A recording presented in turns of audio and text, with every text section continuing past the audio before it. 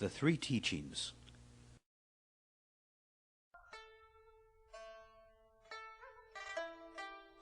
What are the forces that shaped Chinese society? How did China view itself and others in the ancient world? To better understand what you see in China, it's useful to know about the country's three historic schools of thought: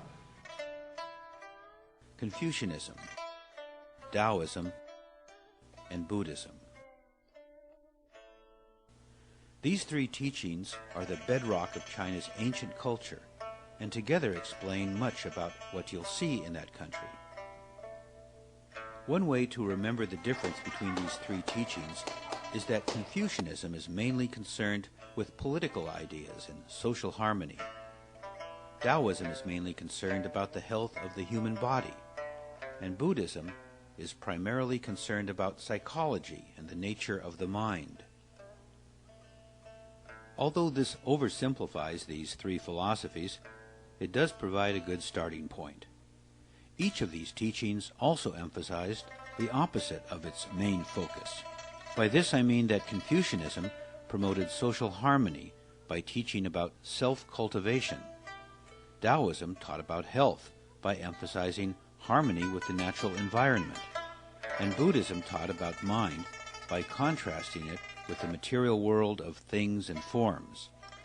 Therefore, a complete picture of each teaching must include a balanced view of these opposite ideas. This view of life, where the play of opposites is fundamental, is symbolized by the Taiji, which we also call the yin-yang symbol. This symbol comes from China's Taoist religion, but is found in all traditional Chinese schools of thought. Another idea common to each of the three teachings was the concept of the Tao, which means the way or path. Although the Tao is naturally associated with Taoism, the idea of living your life in accordance with a great natural way is common to all three teachings. Let's first take a look at Confucianism, which is based on the teachings of the social philosopher Confucius, who lived around 500 BC. Confucius lived in Shandong province, in a city now called Qufu. Today many memorial halls and buildings mark the spot where Confucius lived. This place, called the Apricot Terrace, is where Confucius taught his disciples his philosophy. Behind it, a great hall with magnificent columns stands to commemorate him.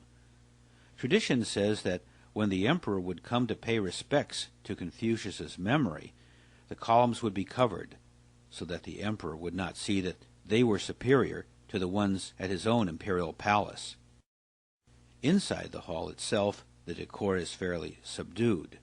This accords with Confucian ideas of modesty and scholarly dignity, and is repeated in Confucian temples throughout China. As we said, Confucianism was concerned with society and social relations. Thus, Confucius's idea of the way emphasized social harmony. He prescribed that everyone must assume their rightful place in society according to their ability. Confucianism recognized that ability cuts across social divisions and classes. This led to the development of an examination system where theoretically anyone with great ability could obtain a high position in government. These examinations were a regular event. Those who scored the highest were received by the emperor himself. Then, like now, some exam takers hired others to take the exam for them.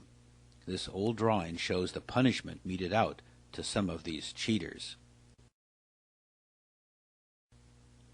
Confucianism relegated women to secondary status and was a feudal system, but its emphasis on self-improvement and advancement through education and scholarship was, for its age, a progressive trend. Confucius emphasized hierarchy and rank, and this has had a great influence in East Asia down to modern times. One aspect of this outlook is that the elderly are highly respected due to their experience and wisdom. Confucius believed that the best way to teach was to provide a virtuous example for others to see and aspire to. This was especially true of the king. Confucius said a proper ruler was like the North Star, sitting in motionless virtue while others rotate around him in perfect order. The Chinese expression wu wei, which means non-action, expresses this idea. It is another idea found in all three of China's teachings, and basic to traditional Chinese philosophy. When you visit the Forbidden City, you can see a sign that says wu wei over the throne in the palace building called the Hall of Union. Although Confucianism dominated traditional Chinese political thought, it was once seriously attacked. Qin Shi Huang, the emperor of the Han Dynasty, persecuted Confucianism. He burned all Confucian books. However, a few survived, hidden in this wall at Confucius's old home in Qifu. The wall remains as a popular tourist site. Confucius's family cemetery, at least 2,500 years old, is in a green woods near his home. Hundreds of Confucius's family descendants are buried in this great green forest. The size and grandeur of this vast family cemetery exposes a tradition that still weighs heavily on China.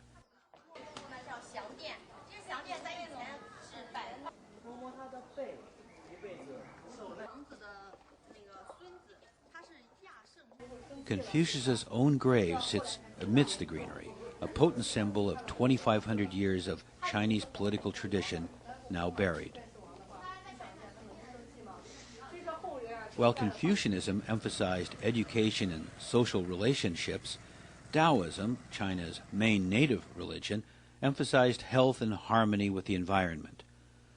Only such a life, according to Taoists, can bring genuine happiness and longevity.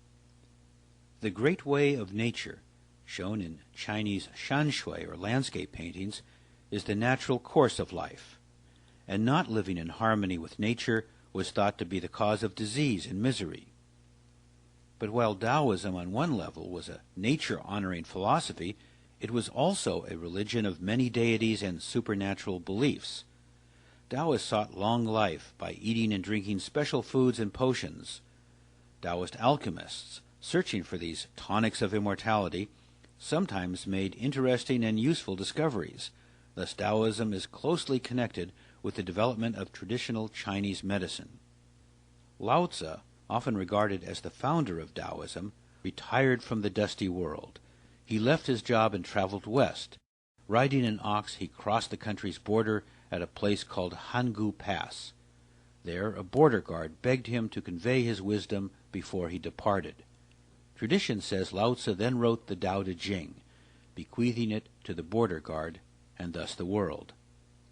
The opening phrases of the Tao Te Ching are among the most quoted passages of Chinese philosophy. They say, "The way that can be spoken of is not the timeless way. The names of what can be named are not the timeless name. For the way is the nameless origin of heaven and earth, and the mother of all things with names." Hangu Pass, where this was written, is a popular tourist site, where old stone memorials, quiet halls, and lovely gardens commemorate Lao Tzu's meeting with the border guard. Taoism's pantheon is populated with a huge assortment of gods, from supreme deities, such as the Jade Emperor and the three celestial worthies, down to humble household gods that guard the hearth and the gate. Among them are gods for every type of activity and profession. The eight immortals are among the most famous figures of Taoist myth. They maintain their immortality by joining the three stars at a birthday party for another old Taoist deity known as the Queen Mother of the West. Taoist lore says that at this event, which occurs every 3,000 years, these happy spirits eat the golden peaches of immortality and perhaps a few of China's varied long-life mushrooms. Such mushrooms are a favorite delicacy of Taoist immortals. Here is a variety sold on the slopes of China's sacred Buddhist mountain, Mount Emei. Buddhism, the third of China's traditional teachings, is not native to China, but was imported from India, Buddha's home, about 2,000 years ago. Its influence in China is only slightly less than that of Taoism. Today in China, most temples you will see are Buddhist. The historical Buddha of India, named Shakyamuni, also lived around 500 BC, about the same time as Confucius and Lao Tzu. His many teachings were written in scriptures that are called sutras. Some of these Buddhist sutras started arriving in China during the 1st century, coming overland along the Silk Road and arriving in Luoyang and other places. According to legend, a white horse carried these scriptures to China. A Han Dynasty emperor established the White Horse Temple near Luoyang, which is the place regarded as the starting point for Buddhism in China. The Buddha taught that life is characterized by suffering, which arises from people's greed, hatred, and delusions. The Buddha gained enlightenment, which can be thought to be an insight into the true nature of life and the mind. Buddhism teaches that this enlightenment liberated Buddha from the delusions and false beliefs that afflict mankind. Thus he sits in tranquil repose, unruffled by the chaotic world, the world the Chinese call the red dust. Like Taoism, Buddhism evolved from a system of rather simple and attractive understandings to be an elaborate religion of supernatural beliefs, deities, and practices. This was partly because Buddhism was everywhere mixed into local cultures and religions that had their own gods. This was true in China as well as in other Asian countries. Countering this trend, the Zen school of Buddhism developed in China around the 6th century. It based its teachings on certain sutras that emphasized that Buddha's enlightenment came from clearly understanding the true nature of the human mind. The founder of this Zen school in China is said to be an Indian Buddhist monk named Bodhidharma. He traveled from India to China by ship around 500 AD, arriving in what is now the city of Guangzhou. He is said to have built a hermitage at Hualin Temple, shown here.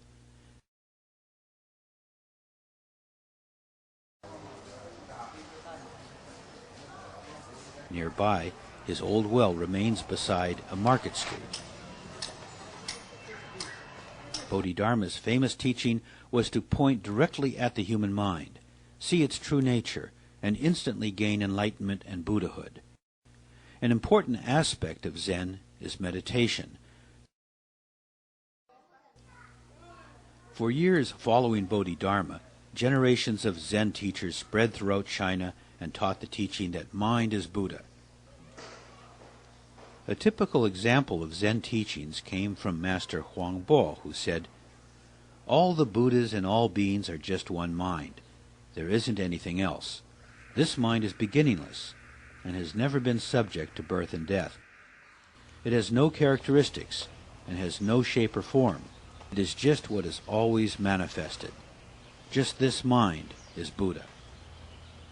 Other types of Buddhism also developed and spread in China.